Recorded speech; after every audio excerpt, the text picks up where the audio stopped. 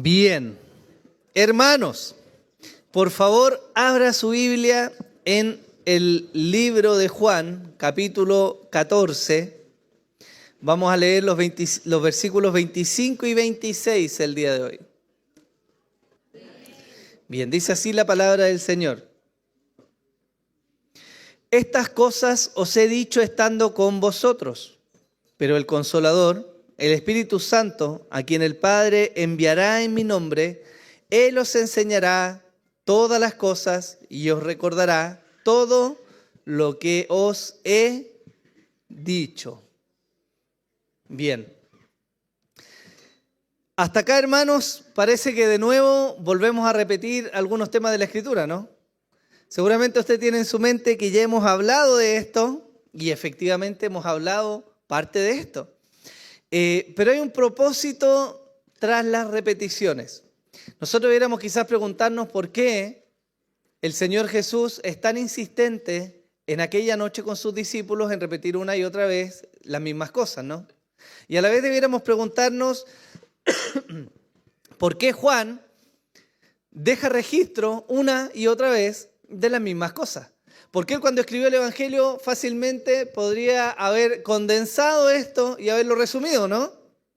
Pero él deja testimonio de manera repetida de aquello que el Señor ha venido repitiendo hasta este punto. Y eso, en términos de la Biblia, hermanos, siempre tiene una importancia.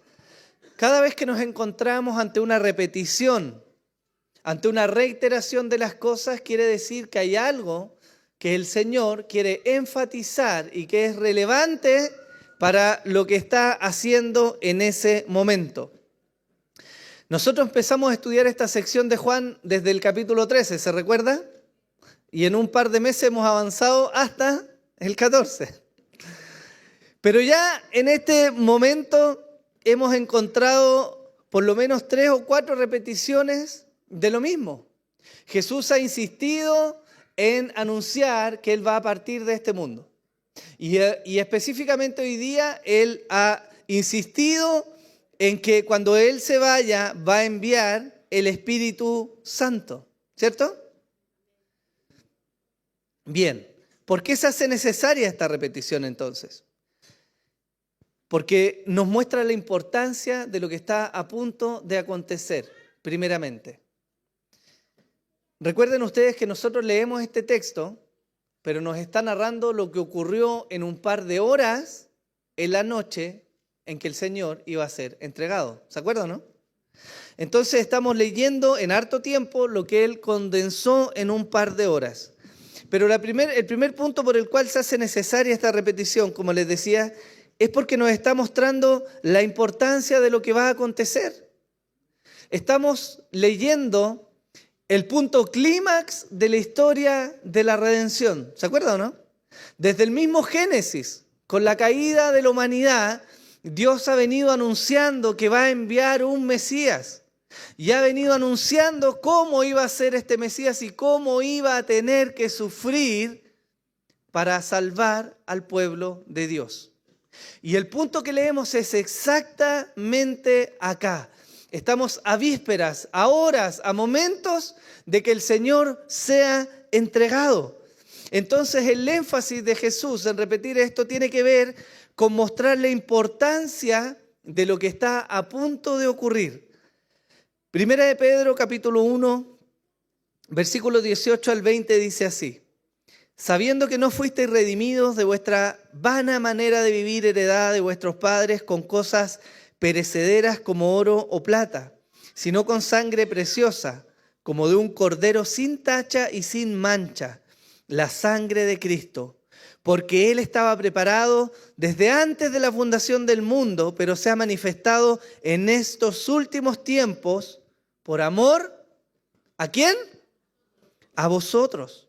Entonces, cuando tengamos en la mente por qué volvemos a hablar de lo mismo, es porque se está enfatizando la importancia del momento que va a venir. Si usted tiene hijos pequeños, se ha dado cuenta, alguien lo dijo por ahí, ¿cierto? Que nuestra primera labor de padre, sobre todo en los primeros años, es evitar que se maten. ¿Lo ha escuchado, no? Les gusta encaramarse apenas pueden en todo lo que se sube. Y uno como padre, ¿cierto?, no les dice una vez las cosas, si es algo importante o no. ¿Cuántas veces insiste? Las que sean necesarias, ¿o no? Bájate de ahí, bájate de ahí, bájate de ahí. ¿Por qué le repite tanto? Porque es algo importante, ¿no? Bueno, de manera similar, la Biblia nos repite muchas cosas porque es necesario enfatizar el momento en el que ellos se encontraban. En segundo lugar, es importante esta repetición porque nos muestra el amor del Señor por sus discípulos.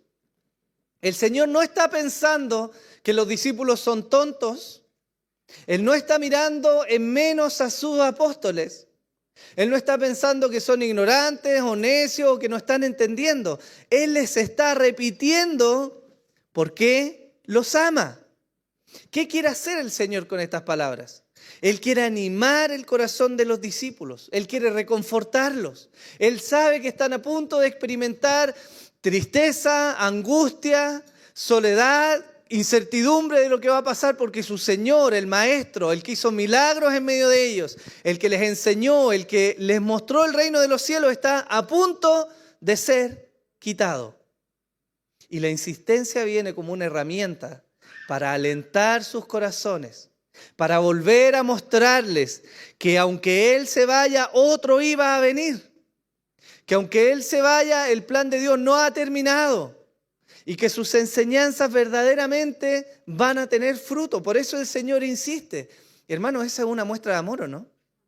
Porque como les decía en el ejemplo, cuando ustedes tienen pequeños y se suben a algo alto y usted sabe que está a punto de caerse y sacarse la mugre, usted, como buen padre, no le dice una sola vez, ¿cierto? Porque podría decirle, bueno, quizás alguien dirá alguna crianza más antigua, ¿cierto? Bájate de ahí que te vas a caer y después si se cayó te lo dije. Pero uno trata de evitar que llegue a ese punto, ¿no? Y para eso muchas veces insiste por amor.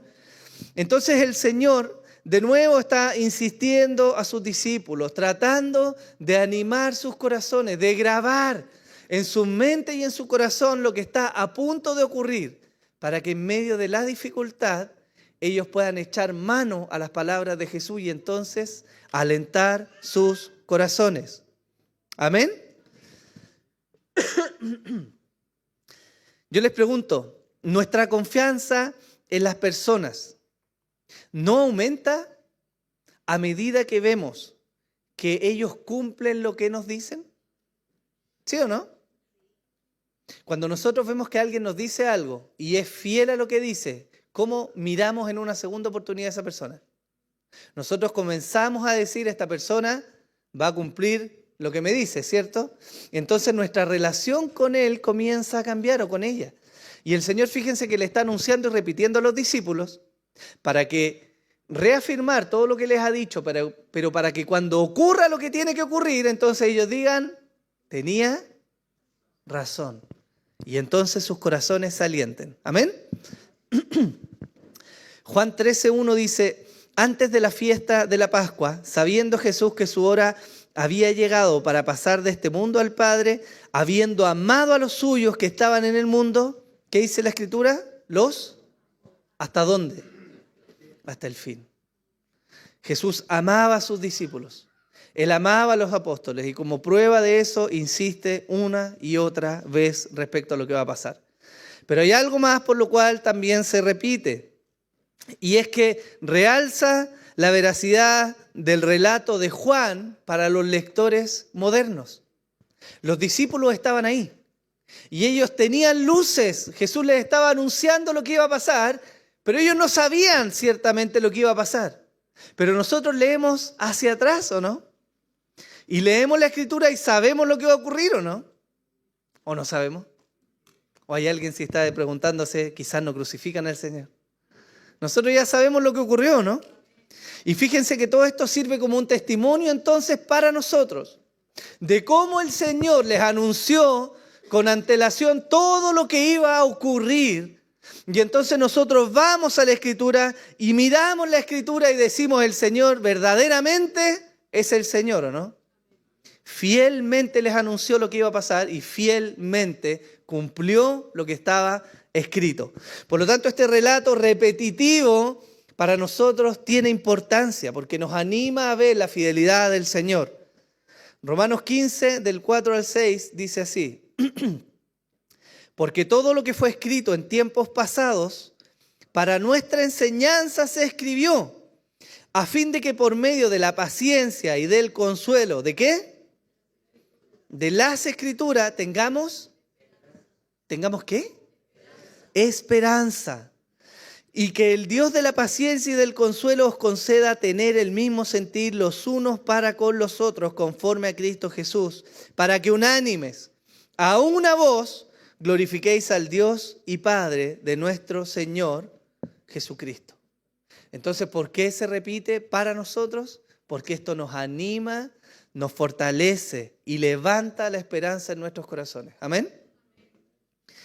En cuarto lugar, ¿por qué es necesaria esta repetición? Porque está enfatizando a alguien que iba a venir. Jesús está insistiendo no solo en que Él se va a ir, sino en que alguien va a venir en su lugar. Y eso es una muestra de que Él le está dando importancia no solo a quien viene, sino a la obra de aquel que viene. ¿Y quién es aquel que ha de venir? ¿Quién? El Espíritu Santo. Por lo tanto, Jesús está repitiendo y enfatizando, y lo va a volver a hacer más adelante, lo vamos a volver a ver, cómo Jesús vuelve a decirle, pero va a venir el Espíritu Santo, porque está tratando de alguna manera no solo de alentar y de proteger a sus discípulos, sino de tornar su mirada, para que no solamente se fijen en lo que va a pasar ahora, que es el Maestro crucificado, sino que puedan mirar al Espíritu Santo que va a venir a llenarles y a capacitarles y a animarles para la obra que viene por delante. Amén. Finalmente, hermanos, en este pequeño paréntesis, el objetivo de las repeticiones que vemos nos lleva a considerar que la historia no va a ser distinta para nosotros. Miramos a los discípulos y vemos cómo eran ellos. ¿Cómo eran los discípulos? Estuvieron con Jesús, vieron milagros tremendos, pero ¿cómo eran ellos? ¿Eran temerosos o no? ¿Les faltaba fe o no? ¿Eran a veces medios desobedientes? ¿Necesitaban reafirmación en las promesas de Dios? ¿Y no somos nosotros así? ¿No somos temerosos a veces o no? ¿No nos falta la fe? A veces no obedecemos y constantemente necesitamos una y otra y otra y otra vez que se nos reafirmen las promesas de Dios. Porque está en nuestra naturaleza corrupta el apartarnos de la fidelidad del Señor. Por lo tanto, la repetición que a veces nos parece tediosa, nos es más bien necesaria para no apartarnos del camino y para perseverar en creer las promesas del Señor. Pablo le decía a los hermanos, para mí no es gravoso repetirles las mismas cosas. Y nos vamos a encontrar, hermanos, que a lo largo de la historia vamos a ver enseñanzas una y otra y otra y otra vez. ¿Por qué? Porque necesitamos escuchar de nuevo las mismas promesas, ¿o no? Hermanos, si nosotros fuéramos capaces de tomar la Biblia y asimilarla en una sola lectura, quizás no la necesitaríamos nunca más. Pero la evidencia nos muestra que evidentemente no somos así. Necesitamos reafirmar las promesas de Dios. ¿Cuántas veces nos sentimos como un miserable gusano despreciado y desechado y no amado por el Señor, o no? ¿Y cuántas veces dice en la Biblia que Jesús nos ama? Hermanos, eso es lo que más se repite en el Nuevo Testamento, ¿no?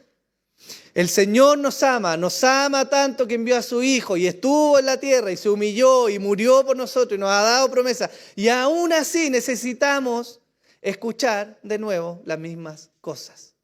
Por lo tanto, no miremos estas repeticiones como algo de relleno en el texto.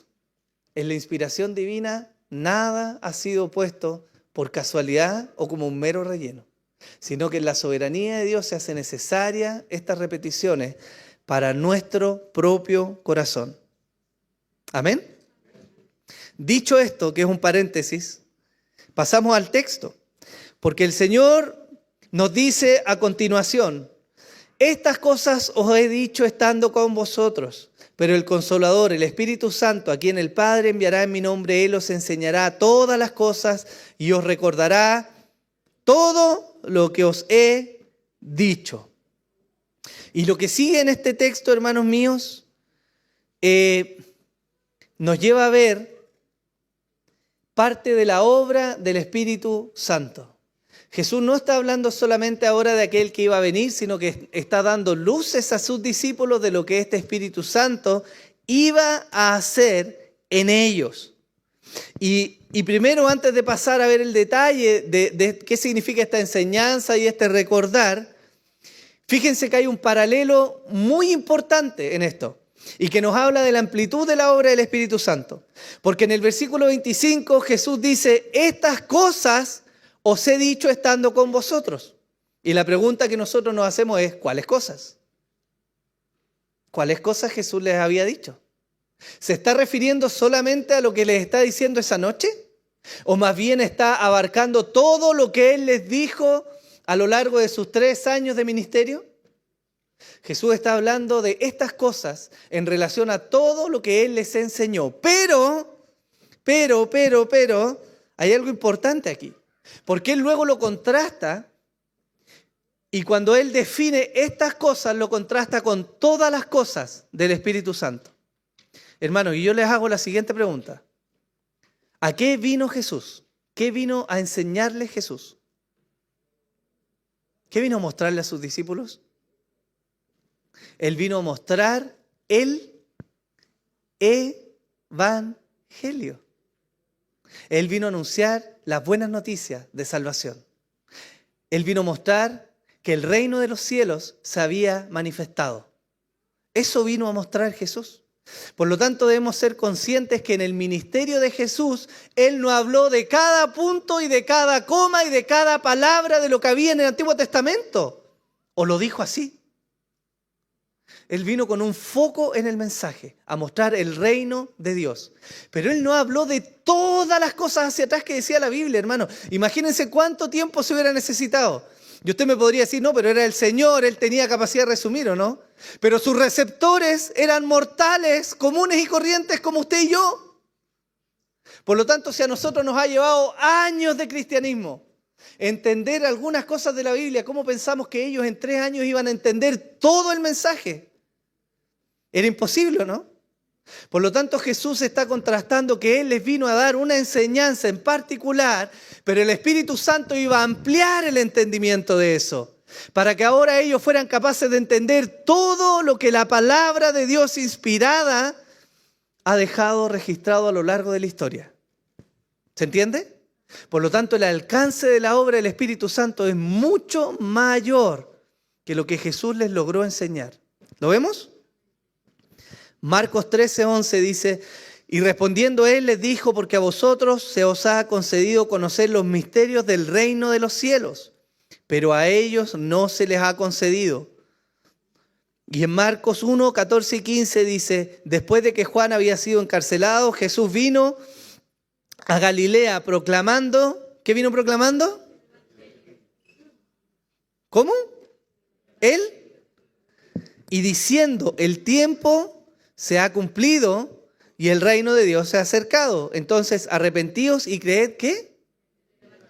Entonces, el foco del ministerio de Jesús estuvo en anunciar, ¿qué, hermanos míos? El Evangelio, la buena nueva. El tiempo se cumplió, el Mesías prometido ha llegado. Llegó por fin el cumplimiento de esta promesa que hace tanto tiempo atrás se hizo. Eso vino a anunciar Jesús. Pero el Espíritu Santo va a ampliar y nos va a dar mucho más conocimiento. A esto se refiere cuando la Escritura dice que el Espíritu Santo entonces les va a enseñar todas las cosas. El mensaje del Evangelio, el plan de redención, la exaltación de Cristo en la cruz, la derrota de las tinieblas, el futuro de gloria, todos estos temas y tantos otros se nos presentan en el Nuevo Testamento como fruto del entendimiento de los apóstoles.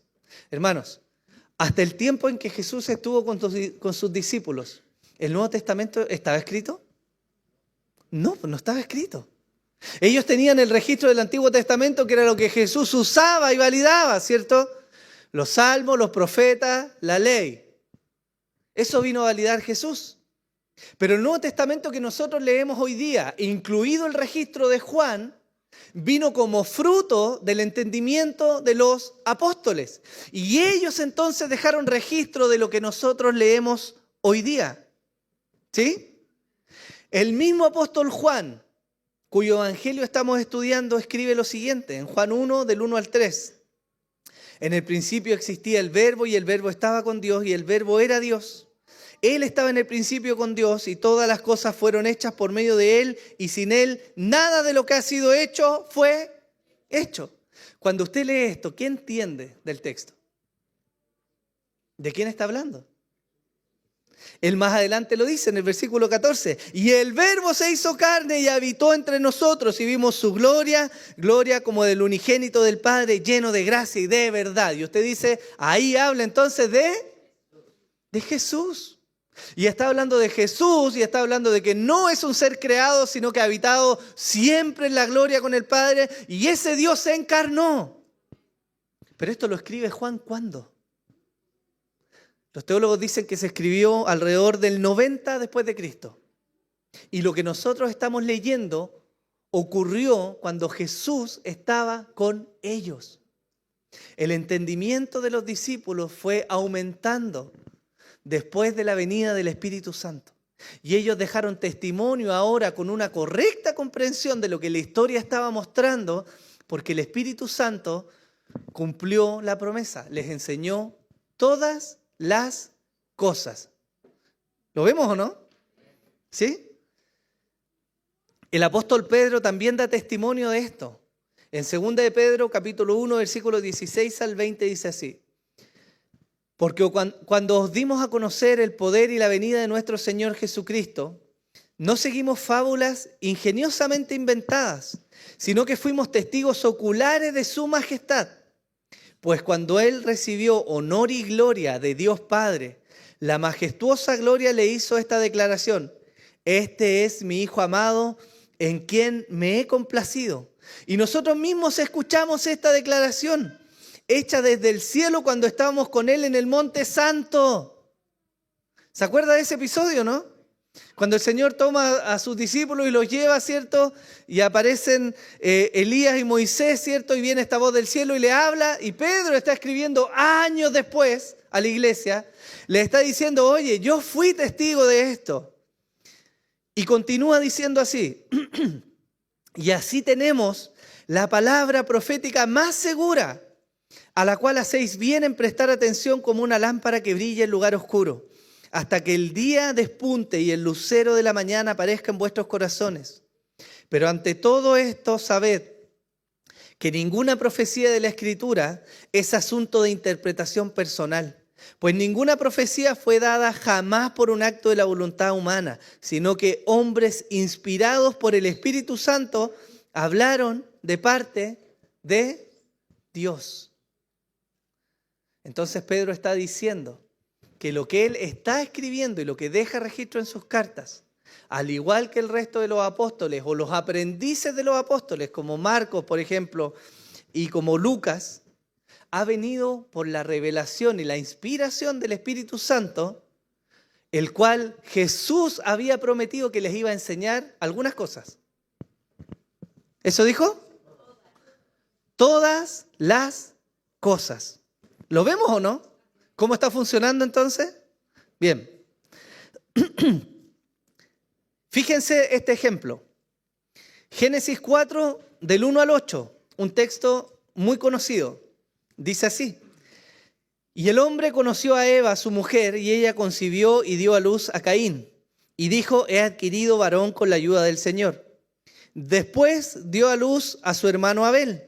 Y Abel fue pastor de ovejas, y Caín fue labrador de la tierra. Y aconteció que al transcurrir el tiempo, Caín trajo al Señor una ofrenda del fruto de la tierra, también Abel. Por su parte, trajo de los primogénitos de las ovejas y de la grosura de los mismos. Y el Señor miró con agrado a Abel y a su ofrenda, pero a Caín y su ofrenda no miró con agrado. Y Caín se enojó mucho y su semblante se demudó. Entonces el Señor dijo a Caín: ¿por qué estás enojado y por qué se ha demudado tu semblante? Si haces bien, no serás aceptado, y si no haces bien, el pecado yace a la puerta y te codicia, pero tú debes dominarlo. Y Caín dijo a su hermano Abel: vayamos al campo. Y aconteció que cuando estaban en el campo, Caín se levantó contra su hermano Abel y lo mató. Mi hija me hacía el otro día la pregunta: ¿por qué la ofrenda de Abel fue aceptada por Dios y la de Caín no? Y si leemos este texto, ¿tenemos alguna respuesta?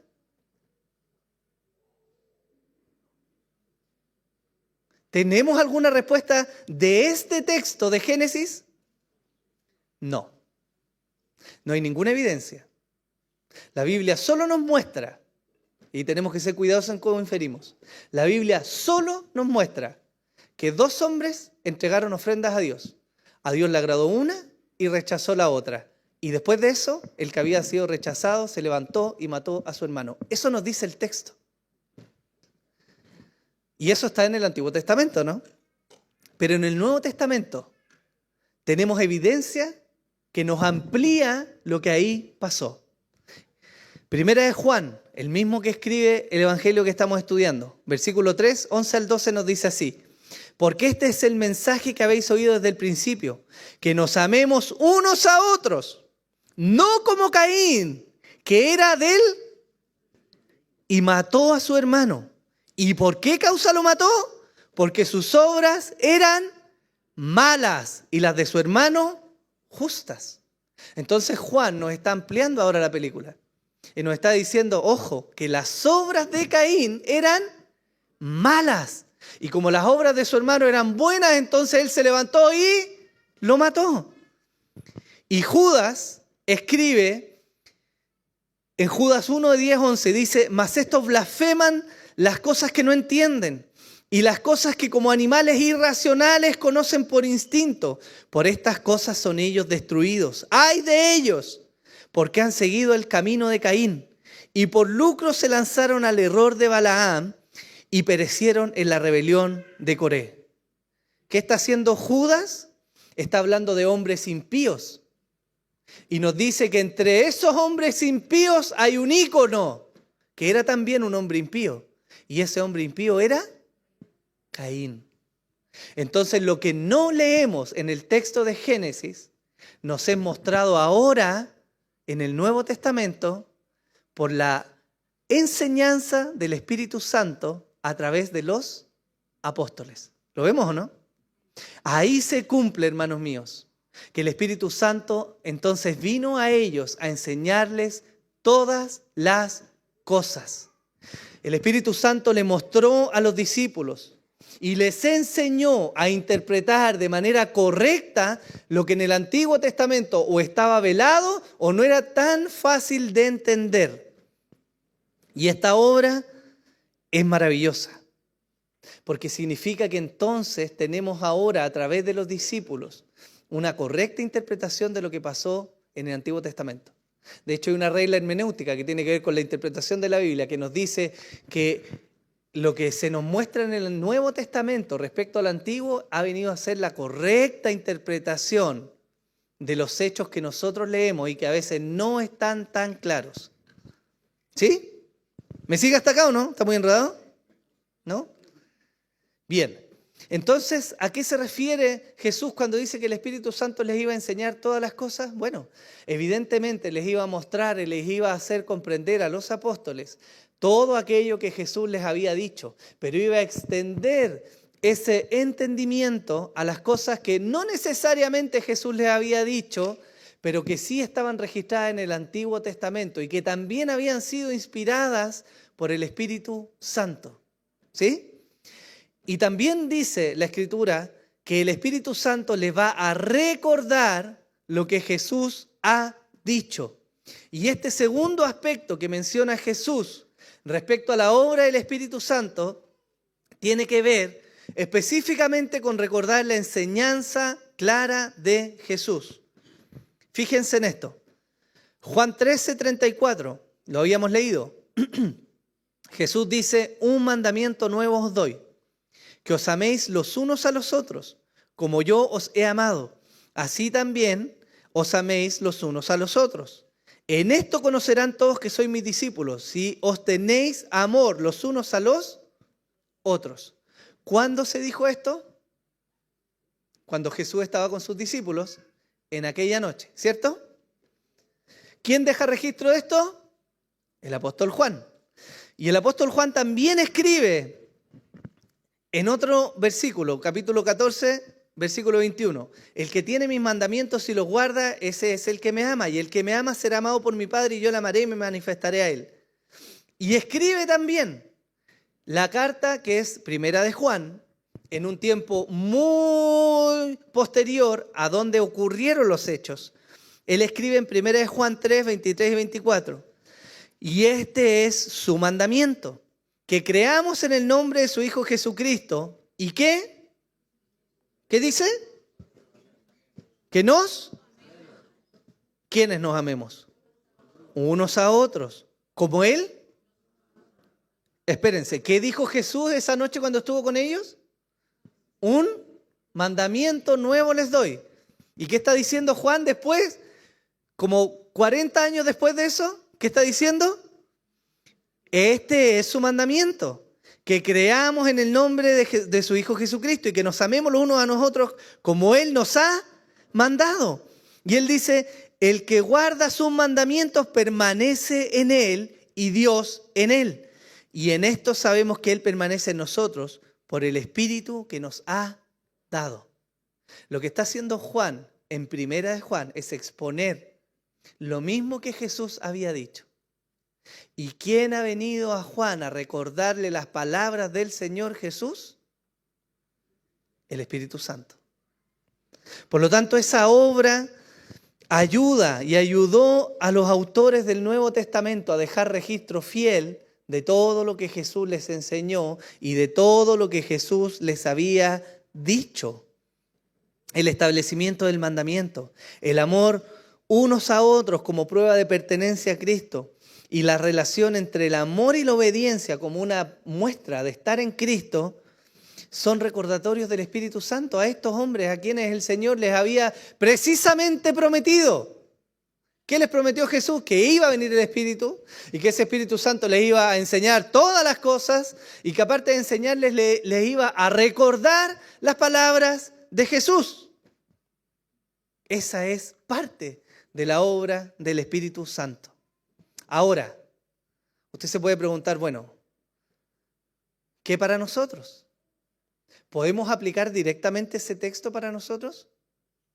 Porque algunos agarramos vuelo rápido, ¿cierto?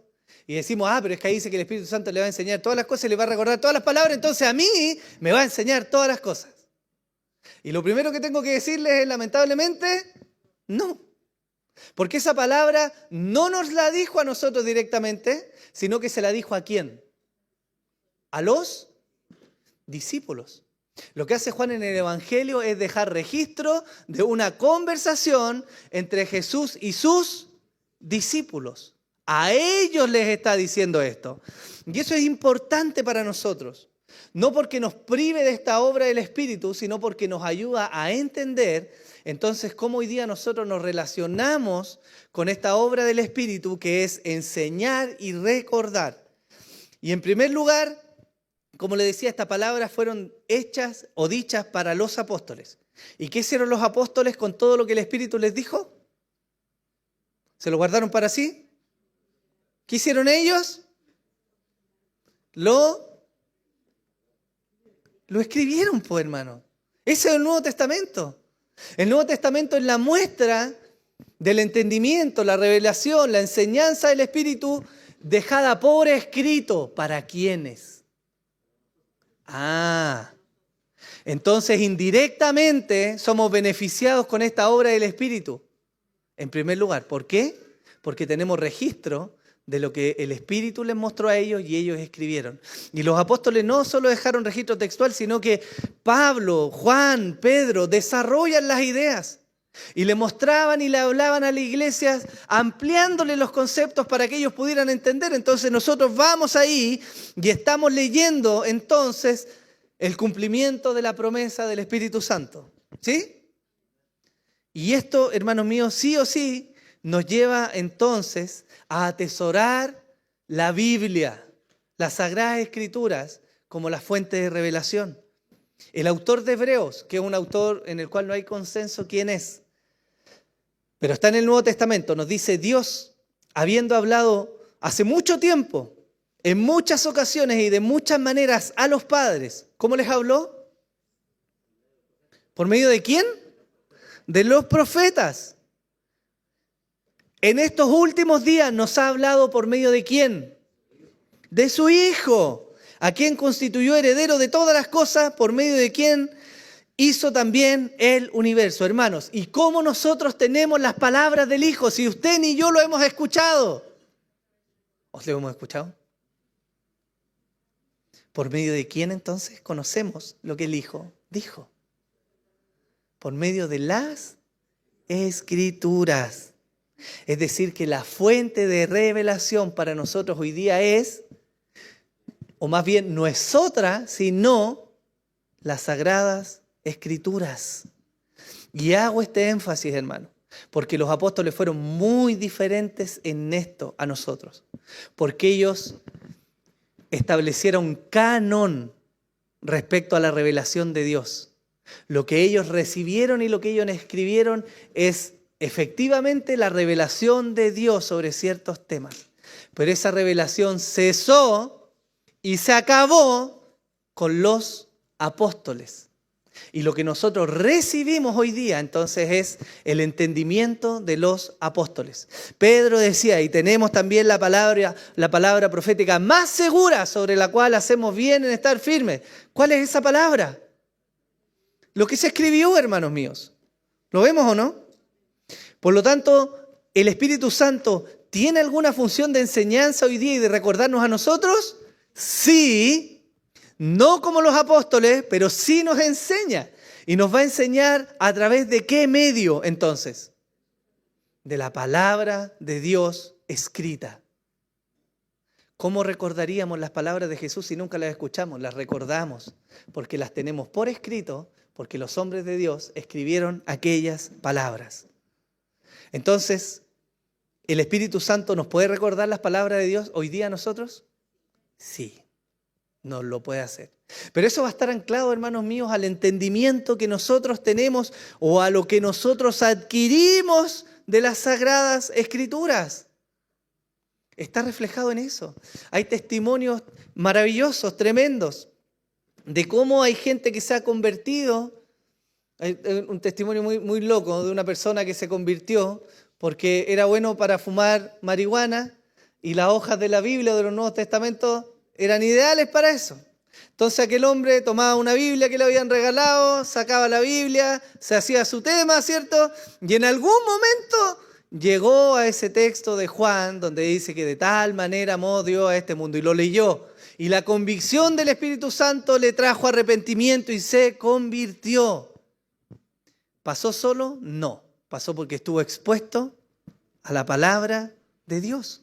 Y esto que parece sensible es importante, hermanos, porque si de otra manera nosotros tendríamos que reconocer que el Espíritu Santo nos puede iluminar o revelar cosas que no están en la Biblia. Y eso es una herejía. El Espíritu no nos va a mostrar, ni nos va a revelar algo que no esté en la Escritura. Porque seguiríamos diciendo entonces que lo que nos ha mostrado tiene la autoridad de normar a la vida de la iglesia. Y eso no es así. Por lo tanto, separamos las experiencias personales a través de las cuales el Espíritu nos guía y nos da entendimiento de lo que ha venido a ser la revelación de Dios. ¿Ok? ¿Se entiende? ¿Cómo lo vemos en el Nuevo Testamento aplicado? Hechos 17, 10 y 11 dice, enseguida los hermanos enviaron de noche a Pablo y a Silas a Berea, los cuales al llegar fueron a la sinagoga de los judíos. Estos eran más nobles que los de Tesalónica, pues recibieron la palabra con toda solicitud, escudriñando diariamente, ¿qué? ¿Para qué escudriñaban las Escrituras?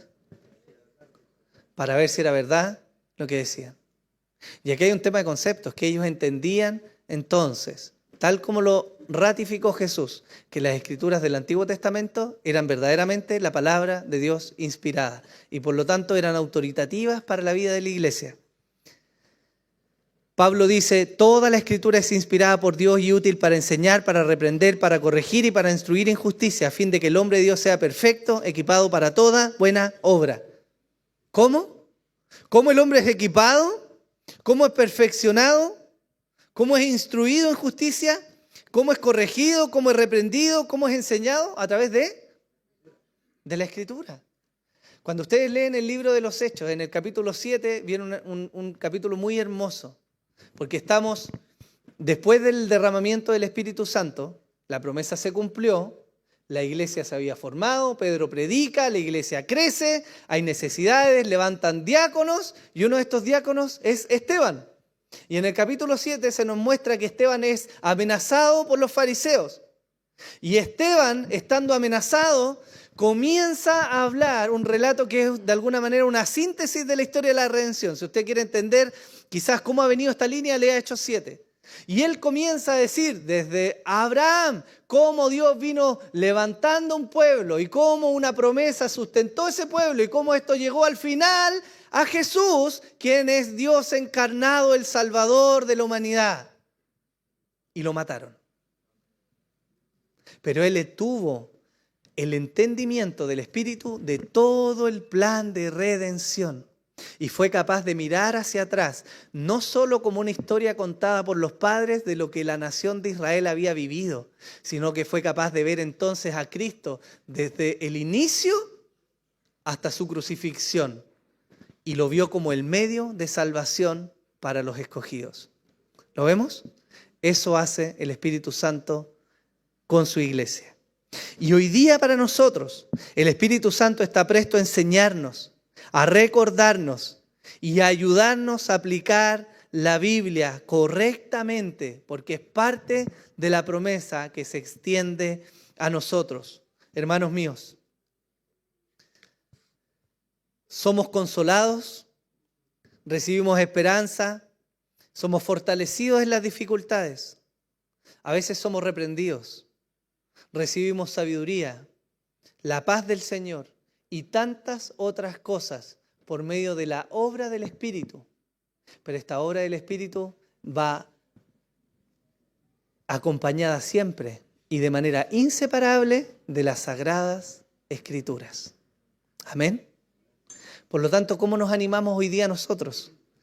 Si queremos ver que el Espíritu obre en nuestras vidas y queremos ver esta enseñanza y tenemos hambre de conocer aquello que Dios ha establecido, lo primero que tenemos que hacer es meternos de cabeza en nuestras Biblias. Amén. Póngase en pie, por favor.